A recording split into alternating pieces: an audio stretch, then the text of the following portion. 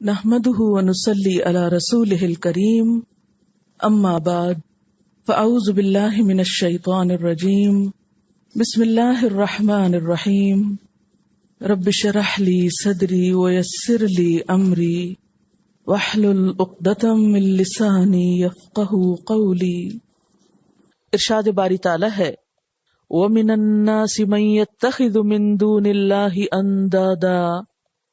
أَندَادًا يُحِبُّونَهُمْ كَحُبِّ اللَّهِ وَالَّذِينَ آمَنُوا أَشَدُّ حُبًّا لِلَّهِ وَلَوْ يَرَى الَّذِينَ ظَلَمُوا إِذْ يَرَوْنَ الْعَذَابَ أَنَّ الْقُوَّةَ لِلَّهِ جَمِيعًا وَأَنَّ اللَّهَ شَدِيدُ الْعَذَابِ إِذْ تَبَرَّأَ الَّذِينَ اتُّبِعُوا مِنَ الَّذِينَ اتَّبَعُوا وَرَأَوُا الْعَذَابَ وَتَقَطَّعَتْ بِهِمُ الْأَسْبَابُ وَقَالَ الَّذِينَ اتَّبَعُوا لَوْ أَنَّ لَنَا كَرَّةً فَنَتَبَرَّأَ مِنْهُمْ كَمَا تَبَرَّؤُوا مِنَّا كَذَلِكَ يُرِيهِمُ اللَّهُ أَعْمَالَهُمْ حَسَرَاتٍ عَلَيْهِمْ وَمَا هُمْ بِخَارِجِينَ مِنَ النَّارِ۔ شروع کرتی ہوں اللہ کے نام سے جو بے انتہا مہربان نہایت رحم فرمانے والا ہے۔ لوگوں میں سے کچھ ایسے بھی ہیں جو اللہ کے سوا دوسرے مد مقابل یا شریک بنا لیتے ہیں اور ان سے ایسی محبت رکھتے ہیں جیسی محبت اللہ کے ساتھ ہونی چاہیے، حالانکہ ایمان رکھنے والے لوگ سب سے بڑھ کر اللہ کو محبوب رکھتے ہیں۔ کاش جو کچھ عذاب کو سامنے دیکھ کر انہیں سوجنے والا ہے وہ آج ہی ان کو سوج جائے کہ ساری طاقتیں اور سارے اختیارات اللہ ہی کے قبضے میں ہیں، اور یہ کہ اللہ سزا دینے میں بھی سخت ہے۔ جب وہ سزا دے گا تو اس وقت کیفیت یہ ہوگی کہ وہی پیشوا اور رہنما جن کی دنیا میں پیروی کی گئی تھی اپنے پیروکاروں سے بے تعلقی ظاہر کریں گے، مگر سزا پا کر رہیں گے اور ان کے سارے اسباب اور وسائل کا سلسلہ کٹ جائے گا، اور وہ لوگ جو دنیا میں ان کی پیروی کرتے تھے کہیں گے کاش ہم کو پھر ایک موقع دیا جاتا تو جس طرح آج یہ ہم سے بیزاری ظاہر کر رہے ہیں ہم ان سے بیزار ہو کر دکھا دیتے۔ یوں اللہ ان لوگوں کے وہ اعمال جو یہ دنیا میں کر رہے ہیں ان کے سامنے اس طرح لائے گا کہ یہ حسرتوں اور پشیمانیوں کے ساتھ ہاتھ ملتے رہیں گے مگر آگ سے نکلنے کی کوئی راہ نہ پائیں گے۔ وَمِنَ النَّاسِ لوگوں میں سے مَن يَتَّخِذُ مِن دُونِ اللَّهِ أَندَادًا کچھ ایسے بھی ہیں جو یہ کھلے کھلے آثار دیکھتے ہوئے بھی، جو اتنی خوبصورت سینری دیکھتے ہوئے بھی، اتنی حیرت انگیز تصویر دیکھتے ہوئے بھی کیا کرتے ہیں؟ اوروں کی طرف متوجہ ہو جاتے ہیں اور شریک بنا بیٹھتے ہیں۔ یحبونہم کحب اللہ ان سے ایسی محبت کرتے ہیں جیسے اللہ سے محبت کی جاتی ہے۔ بنیادی طور پر انسان اپنی فطرت کے لحاظ سے مجبور ہے کہ وہ کسی سے شدید محبت کرے۔ اصلی بات یہ ہے کہ انسان کمزور ہے، اپنی فطرت کے اعتبار سے کئی قسم کی کمزوریاں رکھتا ہے۔ ان کمزوریوں کی تکمیل کے لیے وہ ہمیشہ کسی کا سہارا ڈھونڈتا ہے۔ یعنی ہر انسان کے اندر کیا ہے؟ ایک کمزوری ہے یا کمی یا کوتاہی یا ڈیفیشنسی۔ وہ کیوں ہے؟ کیونکہ انسان ہے نا۔ اگر یہ کمزوری نہ ہوتی تو پھر خدا ہوتا، کیونکہ اس کے اوپر تو پھر اللہ تعالیٰ کی ذات ہی ہے، باقی ساری مخلوق تو اس سے کم ہے۔ تو انسان جو کہ کمزور ہے اس کے اندر کمی ہے۔ جب انسان کو اپنی کسی کمی کا احساس ہوتا ہے تو وہ لازمی طور پر کسی ایسی چیز کا سہارا لینا چاہتا ہے جو اس کی اس کمی کو دور کر دے۔ وہ ڈپینڈ کرنا چاہتا ہے کسی چیز پر، پھر وہ سوچتا ہے کہ کس چیز پر ڈپینڈ کرے، کس پر بھروسہ کرے، کس کا سہارا لے۔ تو قدرتی طور پر وہ اس چیز کا سہارا لینا چاہتا ہے جس کو وہ اپنے سے مضبوط سمجھتا ہے، اپنے سے بہتر سمجھتا ہے، اپنے سے زیادہ طاقتور سمجھتا ہے۔ اور عموماً جس چیز کو انسان اپنے سے بہتر سمجھتا ہے اس سے محبت کرنے لگتا ہے، اور پھر انسان کے محبت کے یہ جذبات بسا اوقات اس ہستی کو اس کا معبود بنا دیتے ہیں، اس ہستی کو انسان کا معبود بنا دیتے ہیں. جس چیز سے بھی انسان پھر شدید محبت کرنے لگتا ہے دراصل وہی چیز اس کا معبود ہو جاتی. تو شرک کیا ہے؟ شرک بنیادی طور پر چاہت، محبت، عبودیت کے جذبات کو اللہ کے سوا کسی اور کے نام کرنا، اللہ کے علاوہ کسی اور کو مرکز عبادت بنا لینا. کیونکہ عبادت کی جو طلب ہے نا وہ انسان کی فطرت میں ہے، کیونکہ انسان کو اللہ نے بنائے اپنی عبادت کے لیے نا. قرآن پاک میں آتا ہے وَمَا خَلَقْتُ الْجِنَّ وَالْإِنسَ إِلَّا لِيَعْبُدُونَ، کہ میں نے جنوں اور انسانوں کو اپنی عبادت کے لیے پیدا کیا ہے. تو وہ عبادت کی جو ایک ضرورت ہے وہ ہر انسان اور ہر جن کے اندر ہے. وہ کسی کو پوجنا چاہتا ہے، کسی کے آگے جھکنا چاہتا ہے، کسی کے نام اپنی ساری عقیدت اور محبت وابستہ کر لینا چاہتا ہے. اور یہ حق صرف اللہ کا ہے، کسی انسان کا نہیں ہے، کسی اور مخلوق کا نہیں ہے. اس لیے جب کوئی اللہ کے سوا کسی اور کی طرف ایسے ہی مائل ہو جاتا ہے جیسے اللہ کی طرف ہونا چاہیے، کیونکہ انسان کے اندر اس کے جذبات جو ہیں وہ اتنی شدید تر قوت رکھتے ہیں کہ جس چیز کی طرف وہ مائل ہو جاتا ہے پھر اس کے راستے میں ہر رکاوٹ اور ہر خطرے کو وہ عبور کر لیتا ہے. تو اب 2-3 باتیں ہوگی نا. نمبر 1، انسان کمزور ہے، وہ اپنی اندر کی کمزوری کو باہر کی کسی طاقت سے کیا کرنا چاہتا ہے؟ پورا کرنا چاہتا ہے. نمبر 2، انسان کے اندر عبادت کی ایک طلب ہے، پیاس ہے. انسان اپنے جذبات کو کسی ایک ہستی کے نام وابستہ کرنا چاہتا ہے، اور پھر اس کے خیالات اور اس کے جذبات اور اس کا سب کچھ اس کے گرد ہو جاتا ہے، اور وہ ایک طرح سے اس کا معبود بن جاتا ہے. یہیں سے پھر شرک کی ابتدا ہو جاتی ہے. اب دیکھیے کہ دنیا میں کس کس چیز کو معبود بنایا گیا ہے.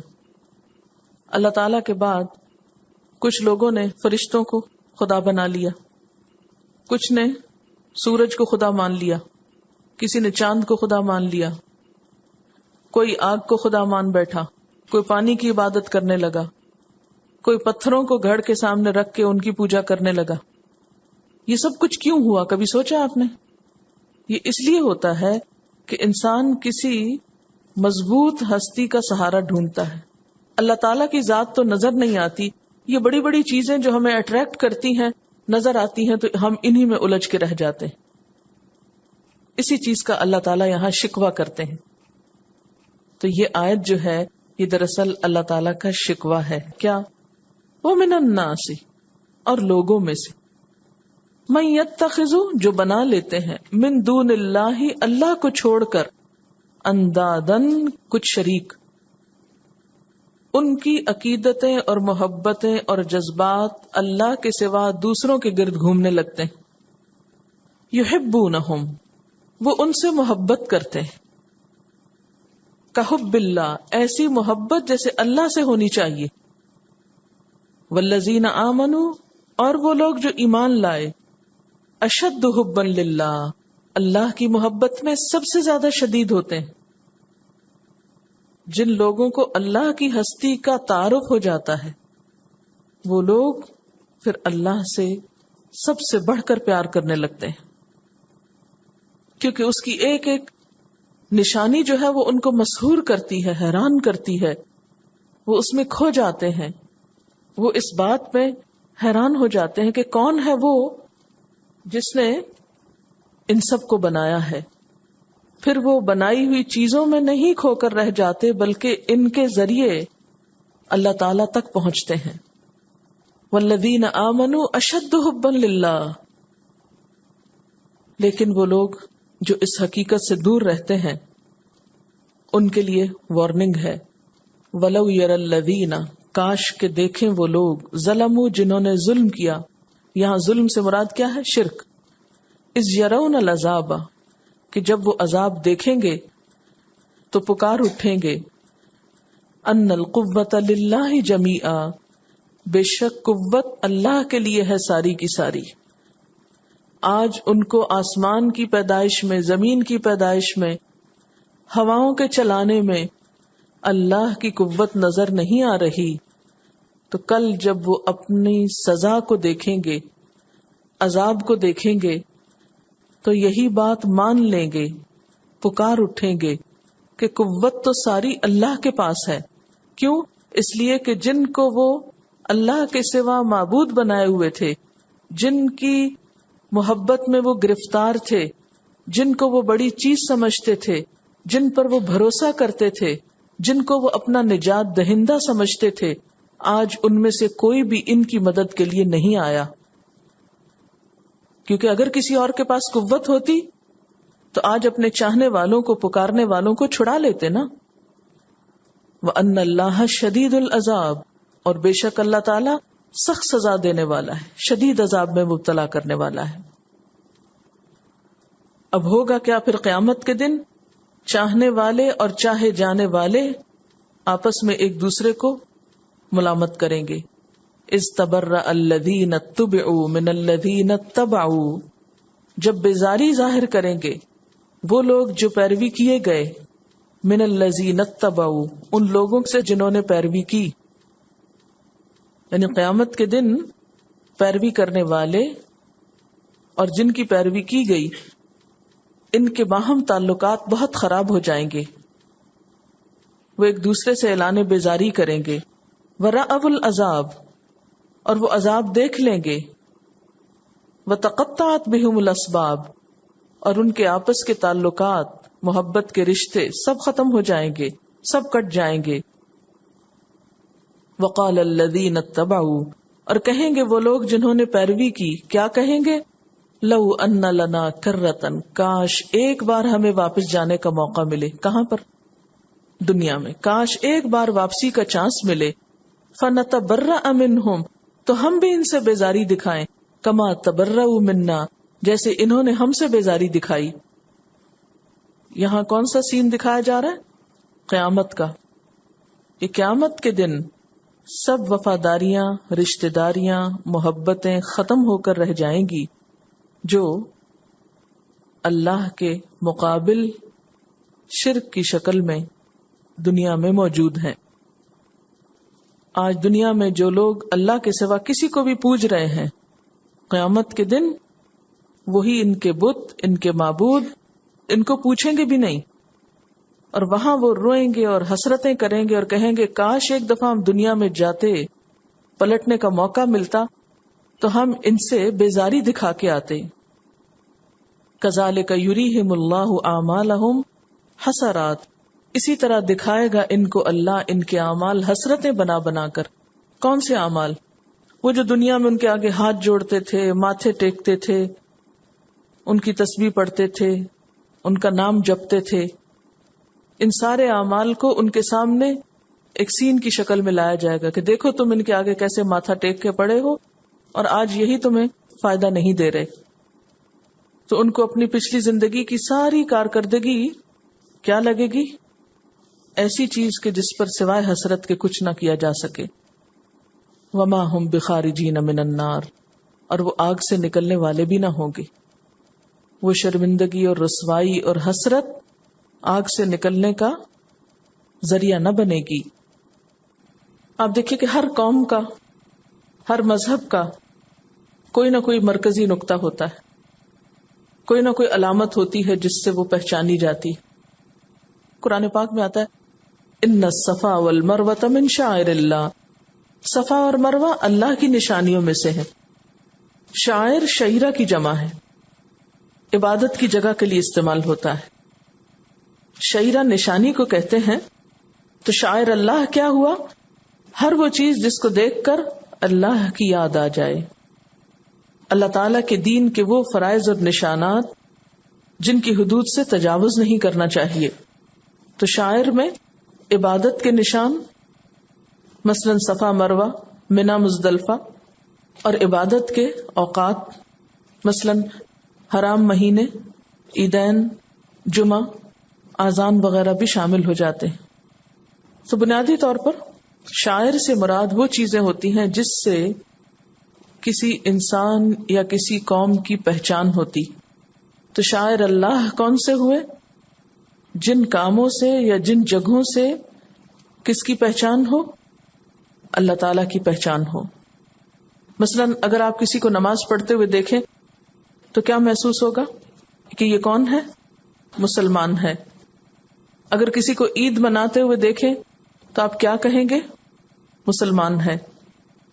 اور اگر کسی کو ویلنٹائن ڈے مناتے ہوئے دیکھیں تو پتہ چلے گا کہ یہ سب سے پکا مسلمان ہے۔ ایسا ہی ہے نا؟ ہر قوم کا ایک نشان ہوتا ہے، ہر قوم کے کچھ تہوار ہوتے ہیں، ہر قوم کی کچھ پہچان ہوتی ہے۔ بحیثیت مسلمان ہمارے کچھ شاعر ہیں، کچھ چیزیں ہیں ہماری پہچان کی، کچھ دن ہیں ہماری پہچان کے، کچھ جگہیں ہیں ہماری پہچان کی، کچھ کام ہیں ہماری پہچان کے۔ اسی طرح دوسری قوموں کے بھی کچھ تہوار ہیں، کچھ پہچان اور علامتیں ہیں۔ امت مسلمہ کیسی امت ہے؟ امت وسط۔ قرآن پاک میں اللہ تعالیٰ فرماتے ہیں کنتم خیر امت، تم بہترین امت ہو۔ اللہ تعالیٰ نے بنی اسرائیل سے امامت لے کر امت مسلمہ کو دی۔ کیوں؟ قرآن پاک میں اللہ تعالیٰ فرماتے ہیں لِتَكُونُوا شُهَدَاءَ عَلَى النَّاسِ، تاکہ تم سارے انسانوں کے سامنے گواہ بن جاؤ، تاکہ دنیا بھر کے لوگ تمہیں فالو کریں، تمہارے طریقے اختیار کریں۔ لیکن آج ہم نے یہ تو کہیں نہیں دیکھا کہ دوسری اقوام ہمارے تہوار مناتی ہوں۔ آپ کسی بھی غیر اسلامی ملک میں لوگوں کو عید الفطر مناتے ہوئے نہیں دیکھیں گے کہ وہ آپ کی دیکھا دیکھی صبح سویرے نکل کر میدانوں میں جمع ہوں اور نماز پڑھیں۔ ایسا تو نہیں ہو رہا کہ وہ آپ کو دیکھ کر عید الاضحیٰ منائیں۔ ایسا تو کہیں نظر نہیں آتا کہ وہ آپ کو دیکھ کر ذی الحج کے پہلے 10 دنوں میں بلند آواز سے تکبیریں پڑھا کریں، وہ اللہ کا نام بلند کریں۔ لیکن یہ ضرور ہو رہا ہے کہ جو کچھ وہ کرتے ہیں وہ ہم بھی کر رہے ہیں۔ ہم کرسمس بھی مناتے ہیں، ہم ویلنٹائنز ڈے بھی منانے لگے، ہم ہیلووین بھی منانے لگے، ہم بسنت بھی منا رہے ہیں۔ پھر ہماری پہچان کیا ہوئی؟ ہم کس کو فالو کر رہے ہیں؟ اللہ نے تو ہمیں بنایا تھا کہ لوگ ہمیں فالو کریں، ہمیں دیکھیں، ہمارے طریقوں پر چلیں، ہم ان طریقوں کو اتنا خوبصورت بنا کر پیش کریں کہ لوگ اس راستے پر آ جائیں۔ انبیاء کے بعد اللہ تعالیٰ نے امت مسلمہ کو اٹھایا تھا کہ ان کے ذریعے ساری مخلوق اور ساری انسانیت اللہ کی طرف رجوع کرے، اپنے خالق کو پہچانے، اپنے مالک کو جانے، اس کا حق ادا کرے، اس کے شکر گزار ہوں۔ لیکن افسوس کہ ہم تو اپنی شناخت بھی کھوتے جا رہے ہیں۔ ہمارے طور طریقے، ہمارا اٹھنا بیٹھنا، ہماری پسند و ناپسند کس کے مطابق ہو گئی؟ اللہ تعالیٰ نے تو حضور صلی اللہ علیہ وسلم کو فرمایا تھا قل ان صلاتي ونسكي ومحياي ومماتي لله رب العالمین لا شریک له وبذلك امرت وانا اول المسلمین، کہ آپ کہہ دیجئے کہ بے شک میری نماز، میری قربانی، میرا جینا، میرا مرنا سب کچھ اللہ رب العالمین کے لیے ہے۔ گویا میری زندگی کی ہر ادا وہ ہوگی جو میرے رب کو پسند آئے گی۔ لیکن اب تو ہم نے ہر وہ ادا اختیار کر لی کہ جس سے ہم غیروں کی نظروں میں کسی طرح جچ جائیں، کسی طرح ان کو پسند آ جائیں۔ ہم نماز میں تو کھڑے ہو کر روز دعا مانگتے ہیں اہدنا الصراط المستقیم صراط الذین انعمت علیہم غیر المغضوب علیہم ولا الضالین، کہ ہمیں سیدھا راستہ دکھا، ان لوگوں کا راستہ دکھا جن پر تو نے انعام کیا، صحابہ کرام کا راستہ، صدیقین کا راستہ، شہداء کا راستہ، صالحین کا راستہ، اور ان سے بچا جن پر تیرا غضب ہوا، جو بھٹک گئے، ہمیں ان کا راستہ نہیں چاہیے. لیکن عملی زندگی میں کیا واقعی ہم صحابہ کرام کے پیروکار ہیں؟ ہماری زندگیوں میں وہی شجاعت، وہی امانت، وہی صداقت، وہی قابلیت اور لیاقت ہے، یا ہم اپنی ہر چیز میں ان کو فالو کر رہے ہیں جنہیں اللہ تعالیٰ نے اپنی کتاب میں مغضوب علیہم اور ضالین کہا؟ ضربت علیہم الذلۃ والمسکنۃ وباؤوا بغضب من اللہ. کہیں ایسا تو نہیں کہ ہم ان قوموں کے طریقوں پہ چل پڑے جن پہ اللہ تعالیٰ نے ذلت و مسکنت چسپاں کر دی، جن پہ اللہ کا غضب ہوا. ہم کس چیز کو دعوت دے رہے ہیں؟ ایسے کام کر کے کیا ہم اللہ کی رحمت کو دعوت دے رہے ہیں؟ وہ قومیں جنہیں اللہ تعالیٰ نے ضالین کہا کہ وہ اپنا راستہ بھول گئے ہیں، وہ اللہ کی طرف جانے کا راستہ بھول گئے، وہ وہاں سے اللہ تعالیٰ کو اپنا مرکز محبت، مرکز عقیدت اور مرکز جذبات بنانے کی بجائے اور چیزوں کی طرف منہ کر گئے، رخ کر گئے. انہوں نے دنیا کو اپنا سب کچھ سمجھ لیا. ہمارا جینا مرنا تو اللہ رب العالمین کے لیے تھا، لیکن ہم ان قوموں کی پیروی کر رہے ہیں جن کا جینا مرنا صرف دنیا کے لیے رہ گیا ہے، جو ظاہر پرست ہو گئے، جو صرف ظاہری چیزوں کی چمک دمک سے اور ظاہری چیزوں کی خوبصورتی سے نہال ہو رہے ہیں اور اسی کے پیچھے دوڑ رہے ہیں، جن کے نزدیک ساری خوشیاں اور ساری لذتیں صرف دنیا کے لیے رہ گئی ہیں، جن کے لیے کھانا پینا، پہننا اوڑھنا، خوشی غم سب کا سب صرف دنیا میں مقید ہو کے رہ گیا ہے. ہم تو ان کے پیچھے چل پڑے. مومن کے لیے تو خوشی کی انتہا اس جنت میں ہے، اس کا گھر تو وہاں ہے. مومن دنیا میں کام تو کرتا ہے لیکن جیتا دنیا کے لیے نہیں ہے. اس کے پاس جو بے پناہ صلاحیتیں ہیں وہ صرف اس حقیر ختم ہونے والی زندگی کے لیے نہیں ہے کہ ہم جو کچھ بنائیں بس صرف اس دنیا کے لیے اور یہیں پر ختم ہو کر رہ جائے اور اس کے بعد ہمارے لیے کچھ بھی نہ ہو. مومن اس لیے نہیں جیا کرتا. مومن کے مقاصد تو بہت بلند ہوتے ہیں. وہ تو ایک شکر گزار انسان ہوتا ہے، وہ تو محسن ہوتا ہے، وہ تو دوسروں کی خاطر جیتا ہے، وہ تو حساس ہوتا ہے. اس کی خوشی ایسی چیزوں میں نہیں ہوتی جو صرف چند لوگوں کو میسر آئے. وہ تو اللہ کے احکامات کی پابندی کرتے ہوئے جیتا ہے. اللہ کی نافرمانی میں جینا اس کے لیے موت ہوتا ہے. لیکن آج افسوس کہ ہم اللہ کی نافرمانی بھی کرتے ہیں اور پھر ہمیں اس پر احساس بھی نہیں اور اس پر خوش بھی ہوتے ہیں اور اس کو محض تفریح کا نام دے کر اپنے لیے جائز اور روا قرار دیتے ہیں. تفریحات تو نبی صلی اللہ علیہ وسلم کے زمانے میں بھی تھیں، لیکن ان کی تفریح کیا تھی؟ وہ راتوں کو اللہ کے لیے تو ضرور جاگتے تھے، لیکن وہ راتوں کو بسنت منانے کے لیے کبھی نہیں جاگے. ان کے سفر تو جہاد کے لیے ہوا کرتے تھے، خیر کو پھیلانے کے لیے ہوا کرتے تھے، لوگوں کو اللہ کی راہ دکھانے کے لیے ہوا کرتے تھے. اور آج ہمارے سفر صرف بسنت منانے کے لیے. وہ بھی خوشی کے موقع پہ کھانے پکایا کرتے تھے، لیکن محض اپنے لیے نہیں، وہ ان میں دوسروں کو بھی یاد کرتے تھے. آج ہمارا حال یہ ہے کہ دن بدن بے روزگاری بڑھتی جا رہی ہے، غربت بڑھتی جا رہی ہے، تعلیم میں ہم آگے جانے کی بجائے پیچھے جا رہے ہیں. ہزاروں بچوں کے لیے اسکول کی چھت نہیں، لیکن دوسری طرف ہماری قوم کی عیاشی، کروڑوں روپے کا زر مبادلہ محض ڈور خریدنے پر اور کاغذ اڑانے پر. اللہ بھی اس قوم کی حالت نہیں بدلتا جو قوم اپنے آپ کو خود نہ بدلے. ان اللہ لا یغیر ما بقوم حتی یغیروا ما بانفسہم. اللہ کسی قوم کی حالت نہیں بدلتا جب تک کہ وہ اپنے آپ کو خود نہ بدلیں. تو جب تک ہم نہیں بدلیں گے، ہماری سوچ نہیں بدلے گی، ہماری نگاہ نہیں بدلے گی، ہمارے اخلاق نہیں بدلیں گے، ہمارے کردار نہیں بدلیں گے، ہمارے اعمال نہیں بدلیں گے، اس وقت تک ہم دنیا میں بھی اللہ کی رحمت کے مستحق نہیں ہو سکتے. دنیا میں اس وقت بطور عام جو امت مسلمہ کا حال ہو چکا ہے، اور پھر جگہ جگہ جو کچھ ہمارے ساتھ ہو رہا ہے، یہ سب کچھ دیکھتے ہوئے بھی اگر ہم جاگتے نہیں، اگر ہمیں احساس نہیں ہوتا اور ہم اپنے لیے کسی صحیح ڈائریکشن کو متعین نہیں کرتے تو ہم خدا کو کیا جواب دیں گے؟ کیا ہمیں اس دنیا سے جانا نہیں؟ کیا ہم اپنی واپسی کا سفر بھول گئے ہیں؟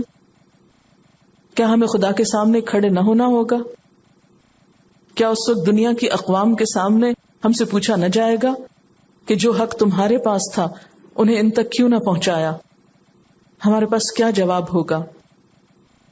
کنتم خیر امت اخرجت للناس، تم بہترین امت ہو جسے انسانوں کے لیے پیدا کیا گیا ہے، سارے لوگوں کے لیے پیدا کیے گئے ہو. اخرجت للناس، تم اپنے لیے نہیں ہو، تم ساری انسانیت کی بھلائی کے لیے ہو. فاستبقوا الخیرات، دوسروں کی بھلائی کے لیے دوڑ لگاؤ، آگے بڑھو. اور ہم ہیں کہ دوسروں کے پیچھے دوڑ رہے ہیں، اور ایسی چیزوں کے پیچھے دوڑ رہے ہیں کہ ہمیں خود بھی نہیں پتا کہ وہ سب کچھ ہے کیا، اس کی حقیقت کیا ہے.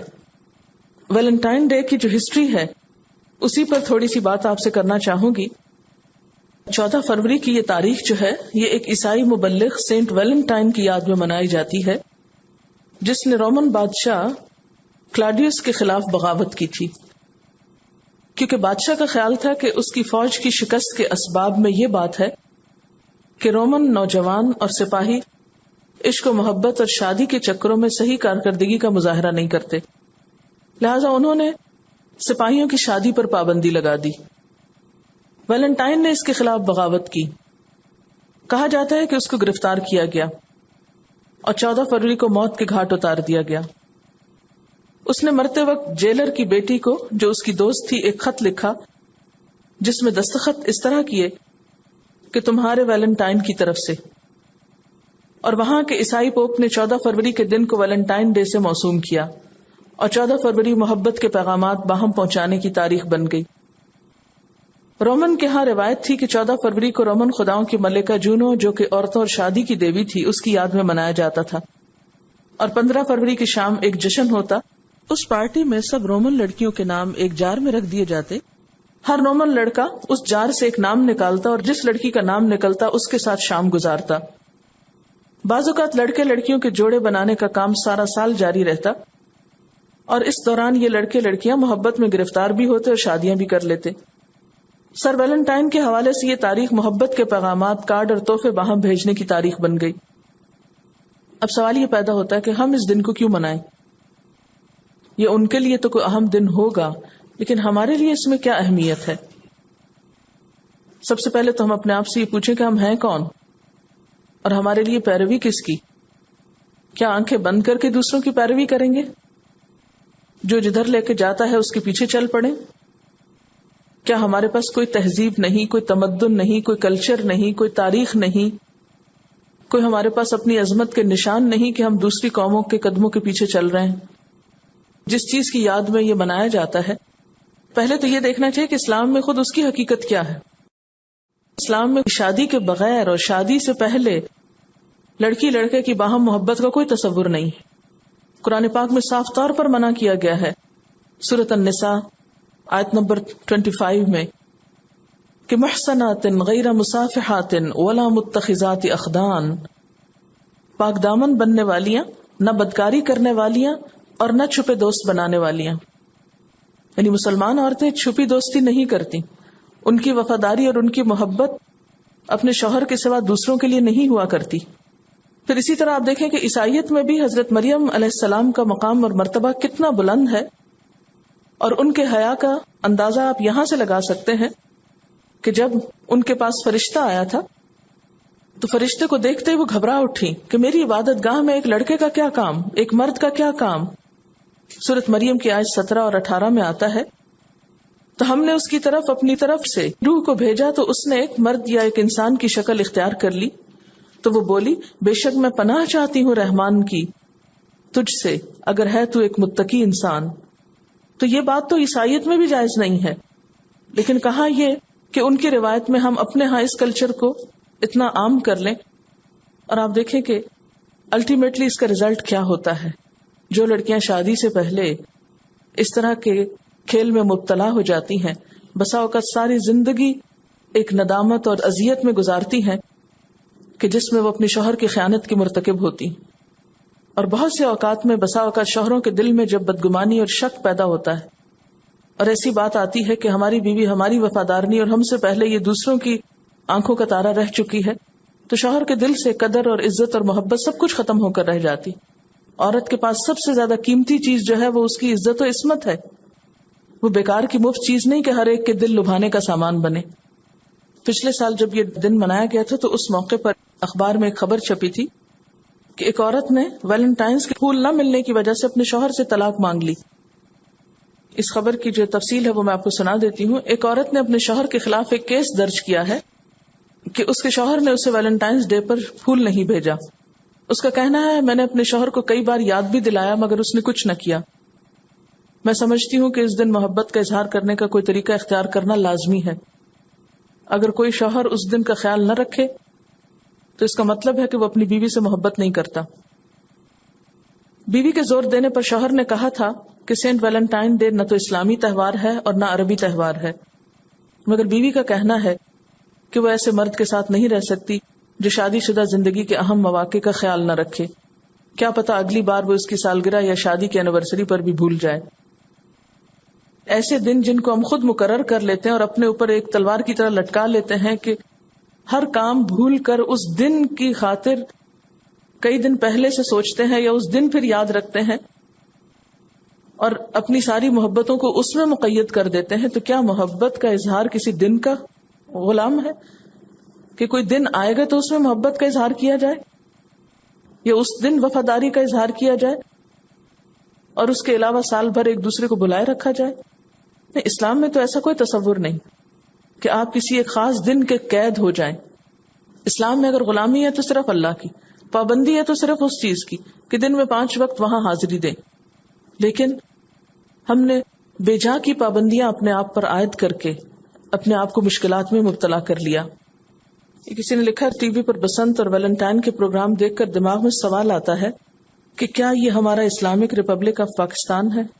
کہتے ہیں کہ یہ سب کچھ دیکھ کر مجھے ایک دم خیال آیا وَإِذَا قِيلَ لَهُمْ لَا تُفْسِدُوا فِي الْأَرْضِ قَالُوا إِنَّمَا نَحْنُ مُصْلِحُونَ. یہ لکھتی ہے کہ ہم نے یہ سمجھ رکھا ہے کہ بسنت منانے سے اور ویلنٹائن ڈے منانے سے دنیا ہمیں ٹیررسٹ نہیں کہے گی. ہم نے یہ طریقہ دنیا کو یہ بتانے کے لیے اپنایا ہے کہ ہم ایک ماڈریٹ قوم کہلائیں. ہم نے یہ سمجھ لیا کہ ایسا کرنے سے نہ صرف ہم ترقی یافتہ قوم کہلائیں گے بلکہ قرضے کی بھیک بھی ملے گی.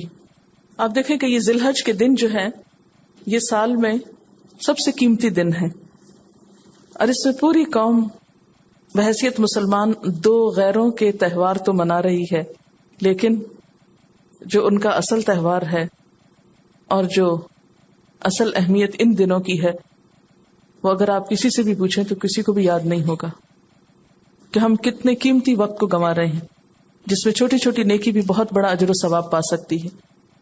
یہ کسی نے پوچھا کہ بسنت کے بارے میں بھی اگر کچھ بتا دیں تاکہ یہ دوسروں کو بتا سکیں.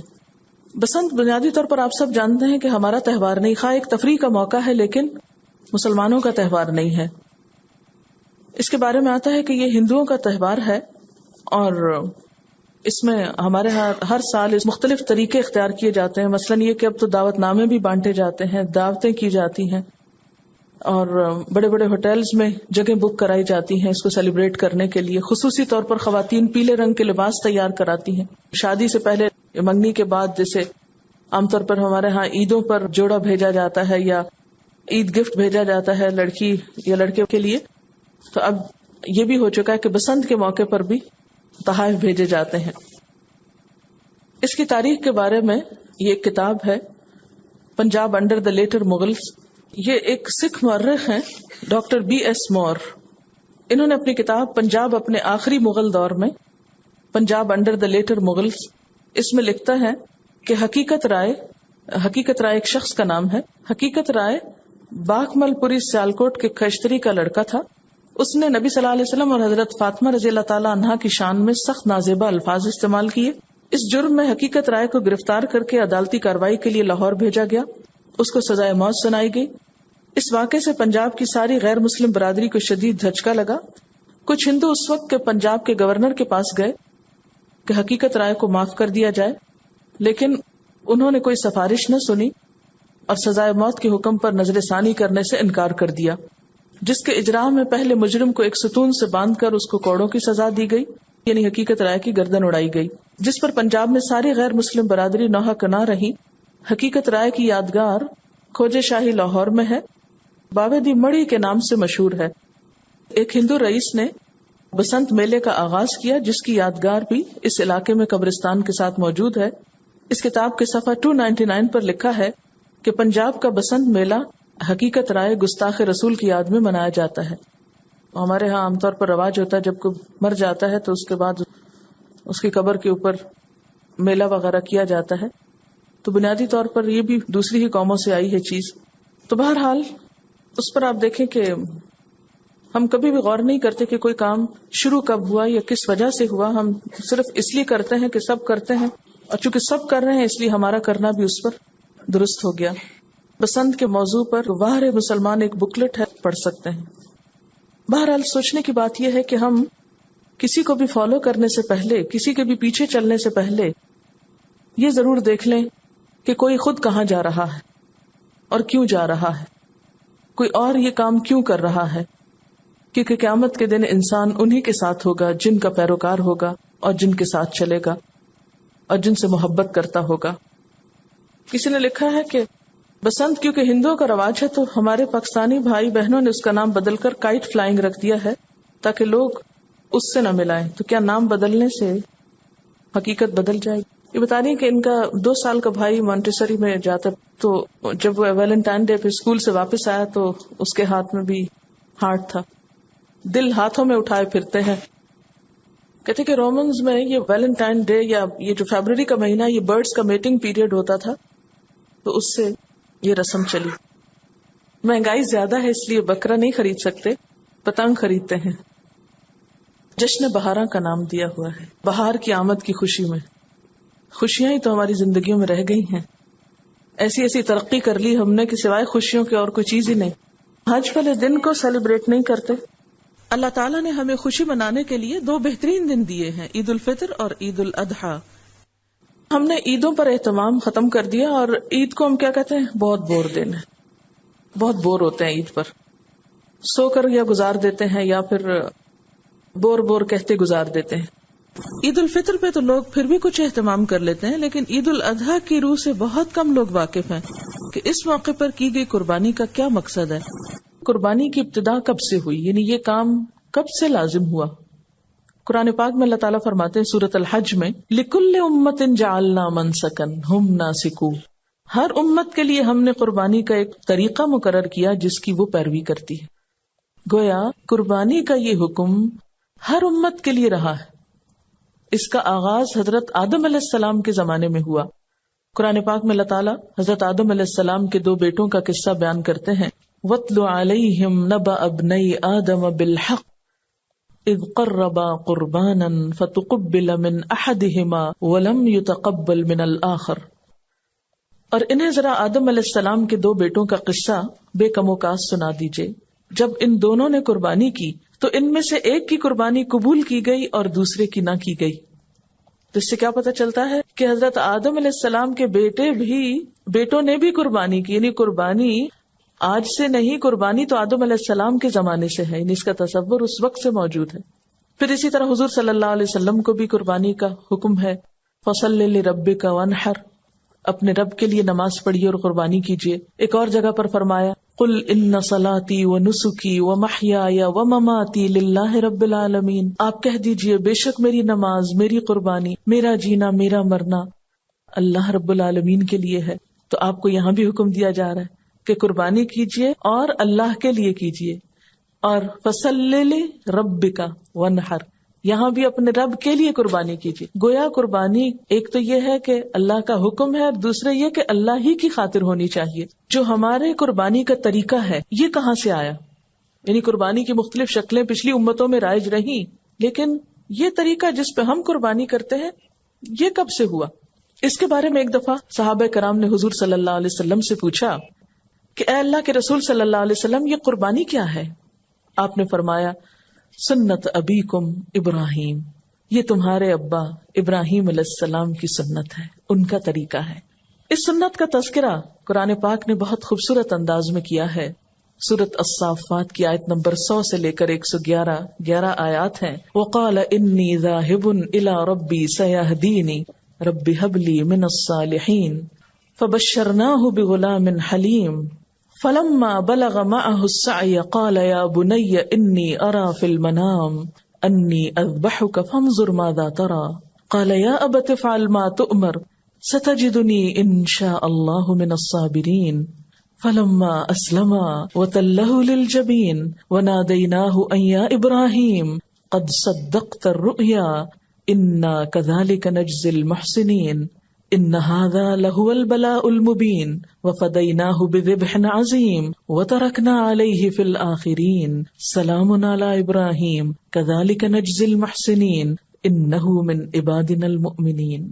ابراہیم علیہ السلام نے کہا میں اپنے رب کی طرف جاتا ہوں، وہی میری رہنمائی کرے گا. اے پروردگار مجھے ایک بیٹا عطا کر جو صالحین میں سے ہو، یعنی نیک ہو. تو اللہ تعالیٰ نے دعا کے جواب میں کیا فرمایا؟ ہم نے اس کو ایک حلیم یعنی بردبار لڑکے کی بشارت دی.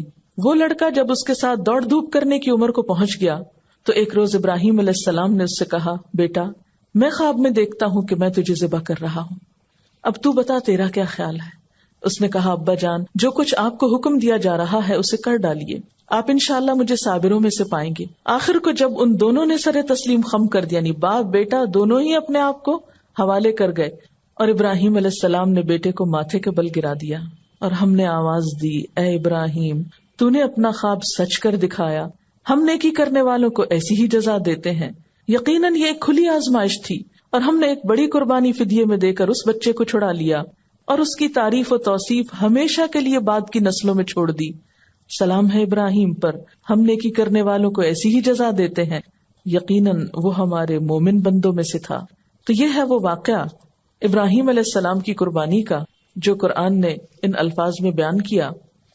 اس واقعے کے بارے میں حفیظ جالندری نے ایک نظم لکھی ہے جو اس کی ایک بہترین تفسیر بھی ہے، اسی کو پڑھ کر آپ کو اس کی تفسیر سناؤں گی. پدر بولا یعنی باپ، فارسی کے لفظ اردو شاعری میں استعمال ہوتے ہیں. پدر بولا کہ بیٹا آج میں نے خواب دیکھا ہے، کتاب زندگی کا ایک نرالا باب دیکھا ہے. یہ دیکھا ہے کہ میں خود آپ تجھ کو ذبح کرتا ہوں، خدا کے حکم سے تیرے لہو میں ہاتھ بھرتا ہوں. ذرا امیجن بھی کرتے جائیں کہ باپ بیٹے کو کہہ رہا ہے کہ اللہ کے حکم سے میں تجھے ذبح کر رہا ہوں. سعادت مند بیٹا جھک گیا فرمانے باری پر، زمین و آسماں حیراں تھے اس اطاعت گزاری پر. رضا جوئی کی یہ صورت نظر آئی نہ تھی اب تک، یعنی ایسے بھی کوئی اللہ کی رضا پہ راضی ہوتا ہے؟ اس سے پہلے ایسی اطاعت کسی نے نہیں دیکھی. یہ جرت پیشتر انسان نے دکھلائی نہ تھی اب تک، اس سے پہلے کہ کسی انسان نے اللہ کی اطاعت کے لیے ایسی جرت نہیں دکھائی تھی. عجب بشاش تھے دونوں رضائے رب عزت پر، تأمل یا تذبذب کچھ نہ تھا دونوں کی صورت پر، کوئی ہچکچاہٹ نہیں. کہا فرزند نے اے باپ اسماعیل صابر ہے، خدا کے نام پر بندہ پے تعمیل حاضر ہے، مگر آنکھوں پہ اپنی آپ پٹی باندھ لیجیے گا، میرے ہاتھوں میں اور پیروں میں رسی باندھ دیجیے گا. مبادا آپ کو صورت پہ میری رحم آ جائے، مبادا میں تڑپ کر چھوٹ جاؤں ہاتھ تھرائے. پسر کی بات سن کر باپ نے تعریف فرمائی، یہ رسی اور پٹی باندھنی ان کو پسند آئی. ہوئے اب ہر طرح تیار دونوں باپ اور بیٹے، چھری اس نے سنبھالی تو یہ جھٹ قدموں پہ آ لیٹے. پچھاڑا اور گھٹنا سینہ معصوم پہ رکھا، چھری پتھر پہ رگڑی ہاتھ کو حلقوم پہ رکھا. زمیں سہمی پڑی تھی آسمان ساکت تھا بیچارہ، نہ اس سے پیشتر دیکھا تھا یہ حیرت کا نظارہ. پدر تھا مطمئن بیٹے کے چہرے پہ بحالی تھی، چھری حلقوں میں اسماعیل پہ چلنے ہی والی تھی. مشیت کا مگر دریائے رحمت جوش میں آیا کہ اسماعیل کا ایک رونگٹا کٹنے نہیں پایا. ہوئے جبریل نازل اور تھاما ہاتھ حضرت کا، کہا بس امتحان مقصود تھا ایثار و جرت کا. خطاب اس دن سے اسماعیل نے پایا ذبیح اللہ، یعنی ذبح نہیں ہوئے لیکن نام مل گیا ذبیح اللہ. خدا نے آپ ان کے حق میں فرمایا ذبیح اللہ. تو یہ تھا وہ جذبہ قربانی جو ابراہیم علیہ السلام اور اسماعیل علیہ السلام کے اندر تھا. قربانی اصل میں کی کیوں جاتی ہے؟ قربانی کے کانسیپٹ کیا ہے؟ قربانی کی روح کیا ہے کہ اپنی محبوب ترین چیز اپنے محبوب کے نام کر دینا اظہار محبت ہے نا. ابراہیم علیہ السلام نے بھی اللہ تعالیٰ سے محبت کا ایک دعویٰ کیا تھا کہ مجھے تجھ سے محبت ہے، اور والذین آمنوا اشد حبا للہ. اور یہ کہ جب اللہ کی محبت انسان کے دل میں آتی ہے تو پھر دنیا کی کوئی دوسری چیز اس کا راستہ نہیں روکتی. اس راہ میں انسان کو مال دینا پڑے یا اولاد دینی پڑے یا پھر کبھی اپنا آپ بھی دینا پڑے. اسی لیے اس موقع پر جانور کی قربانی ایک سمبل کے طور پر ہے، جان قربان کرو. یعنی اگر آپ ویسے روپیہ پیسہ دے دیں گے تو بات نہیں بنے گی، جان دو، کیونکہ انہوں نے اپنے بیٹے کی جان دینے کے لیے کوئی بھی ہچکچاہٹ نہیں کی تھی. آپ دیکھیں دنیا میں محبتوں کے بہت قصے ہیں، اور ہر محبت کے ساتھ قربانی کا قصہ بھی، کیونکہ محبت کی تکمیل ہوتی نہیں، محبت کی تعریف مکمل نہیں ہوتی جب تک اس میں قربانی نہ ہو. ماں کو اگر اپنے بچے سے محبت ہے کیسی کیسی قربانی کرتی، شوہر کو اگر بیوی سے محبت ہے تو اس کے لیے کیسی کیسی قربانی کرتی، بیوی کو شوہر سے محبت ہے تو کیسی قربانی کرتی ہے اس کے لیے. تو دنیا میں بھی انسانوں کے درمیان محبت کے جتنے رشتے ہیں ان سب میں بھی قربانی پائی جاتی.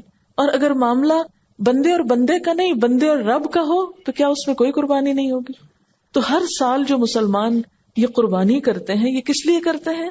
اپنی محبت کے اظہار کی علامت کے طور پر. دس از اے سمبل کہ اللہ تیری خاطر یہ خون بہا سکتے ہیں تو تیری خاطر اپنی گردن بھی کٹا سکتے ہیں. اور آپ دیکھیں کہ ابراہیم علیہ السلام کو اللہ تعالیٰ نے کیا عطا کیا.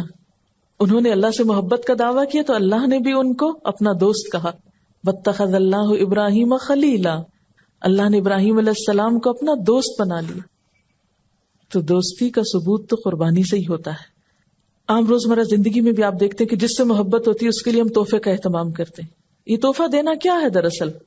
یہ تو نہیں کہ دوسرا شخص کو مفلس ہے، کوئی غریب ہے، فقیر ہے تو آپ اس کو کچھ پیش کر رہے ہیں کہ آپ کی غربت اور فقر دور ہو جائے، وہ تو صدقہ ہوتا ہے. تحفے کی روح کیا ہے؟ تحفے کی روح یہی ہے نا کہ ایک اظہار محبت ہوتا ہے کہ میرے دل میں آپ کا ایک مقام ہے.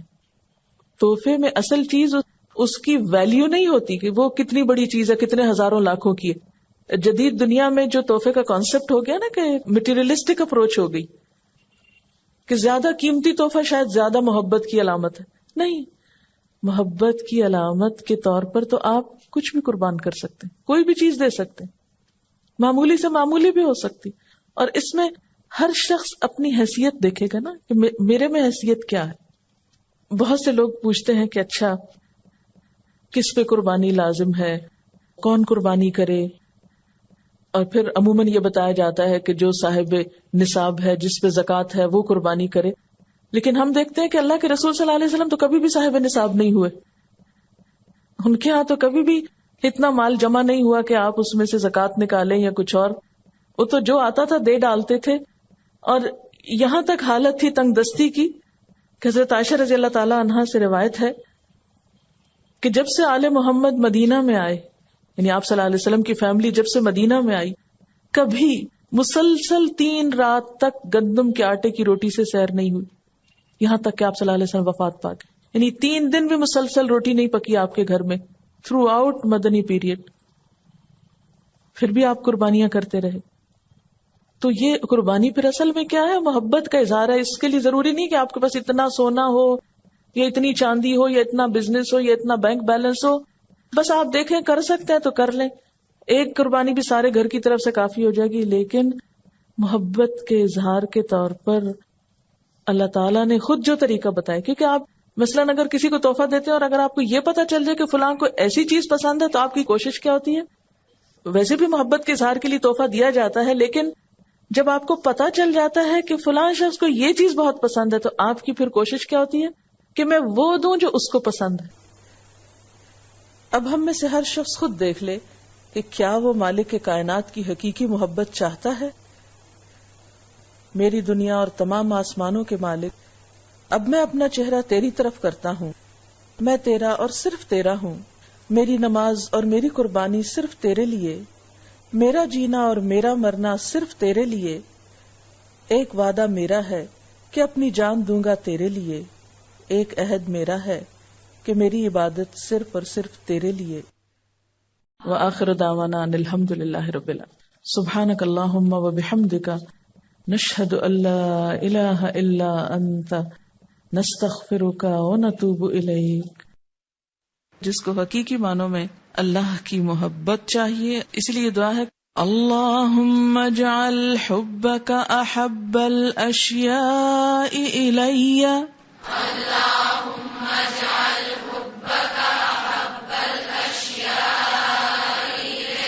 واجعل خشیتک اخوف الاشیاء عندی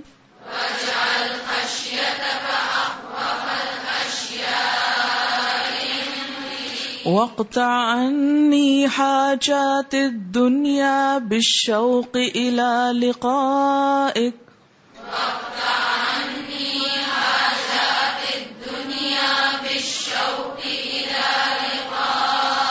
وَإِذَا أَقْرَرْتَ أَعْيُنَ أَهْلِ الدُّنْيَا مِنْ دُنْيَاهُمْ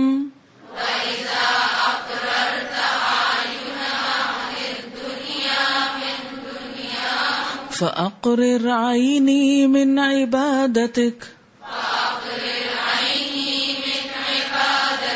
اللہم اے اللہ اجعل بنا دے کر دے حبک اپنی محبت کو احب الاشیاء تمام چیزوں سے زیادہ محبوب، تمام چیزوں سے زیادہ پیارا، الیہ میری طرف، یعنی اپنی محبت کو میرے دل میں ہر چیز سے زیادہ کر دے.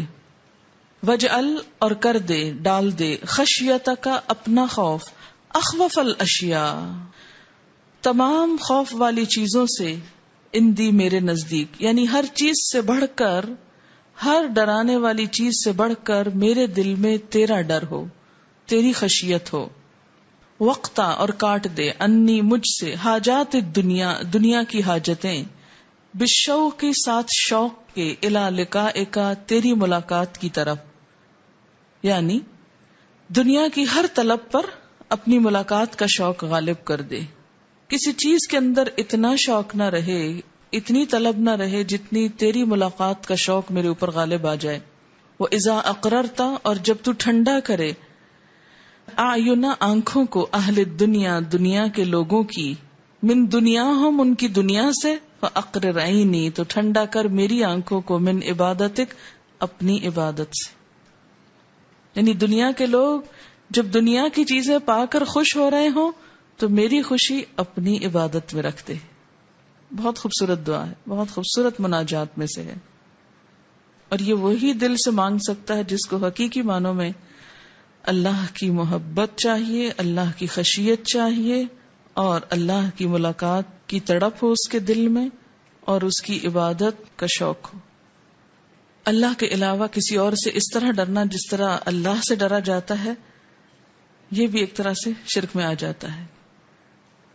اس لیے سب سے زیادہ خشیت بھی دل میں صرف اسی کی ہونی چاہیے. اب دیکھیں کہ کتنے ہی کام ایسے ہیں جو لوگوں کے ڈر سے تو ہم چھوڑ دیتے ہیں، لیکن اللہ کے ڈر سے نہیں چھوڑتے. جبکہ لوگ ہمیں ہر جگہ نہیں دیکھتے، اللہ ہر جگہ دیکھ رہا ہوتا ہے. لوگوں سے چھپا سکتے ہیں، اللہ سے نہیں چھپا سکتے.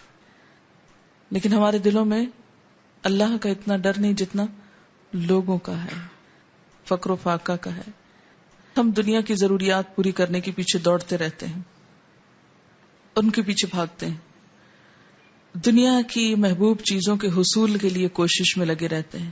لیکن اللہ کی ملاقات کا شوق کبھی نہیں سوچتے کہ کیا اس کے اہل ہوں گے ہم. کوئی ایسا کام بھی کر لیں، کسی ایسی چیز کے پیچھے بھی بھاگ لیں جس سے اس کی ملاقات نصیب ہو جائے. ہم ہر چھوٹی بڑی چیز کی خاطر اپنی نماز چھوڑ بیٹھتے ہیں. سیر پر گئے ہیں، اب نماز کس لیے پڑھنی؟ شادی پر گئے ہیں، نماز کیوں پڑھنی؟ اب کھا پی رہے ہیں، نماز کیسے پڑھیں؟ اب سو رہے ہیں، سکون میں ہیں، نماز کیسے پڑھیں؟ لیکن جس کے دل میں اللہ کی سچی محبت ہو، اس کو کوئی دوسری چیز اٹریکٹ نہیں کرتی اس طرح کہ وہ اللہ کی عبادت سے غافل ہو جائے. تو اس لیے دعا ہے کہ اللہ جب دنیا کے لوگ اپنی دنیا سے آنکھیں ٹھنڈی کر رہے ہوں، آنکھیں ٹھنڈی کرنے کا مطلب کیا ہے؟ انجوائے کر رہے ہوں، تو میری انجوائمنٹ اپنی عبادت میں رکھ دے.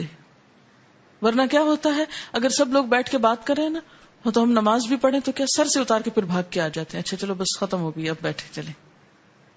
ہمارا یہ رویہ کیا ظاہر کرتا ہے کہ ہماری آنکھوں کی ٹھنڈک اس مجلس میں ہے، نہ کہ اس نماز میں. لوگوں سے ملنے کی خاطر نماز مختصر کر دیں گے، بھاگ دوڑ میں، اور روز ہی کرتے رہتے ہیں. ہر روز ہی کوئی نہ کوئی ہمارا کام ہوتا ہے نا، کہ نماز میں خشوع نہیں آتا کہ ابھی یہ کرنا یہ کرنا یہ کرنا. چلو 5 نمازوں میں سے ایک ہی صحیح. ہماری پرائرٹیز کیا ہوتی ہے نا، جلدی سے پڑھ لیں تاکہ یہ کر لیں. کتنی دفعہ ایسا ہوا کہ کسی اور کام میں بے چینی ہونے لگی کہ بس یہ جلدی ختم ہو کہ میں نماز پڑھ لوں. اب اصل ایمان یہی ہے کہ جب نماز کا وقت آ جائے تو بس پھر دل نہ لگے اور کام میں، پھر دل اچاٹ ہونے لگے کہ بس پہلے یہ کر لوں پھر کچھ اور. ہمارا کیا ہوتا ہے کہ پہلے یہ سارا کام احسن طریقے سے پورا ہو جائے، پھر بچا کچھا وقت نماز کے لیے. اللہم اجعل حبک احب الاشیاء الی، اللہم اجعل حبک احب الاشیاء الی، واجعل خشیتک اخوف الاشیاء عندی، واجعل خشیتک اخوف الاشیاء عندی، واقطع عنی حاجات الدنیا بالشوق الى لقائک، واقطع عنی حاجات الدنیا بالشوق الى لقائک، وإذا أقررت أعين أهل الدنيا من دنياهم، وإذا أقررت أعين أهل الدنيا من دنياهم، فأقرر عيني من عبادتك،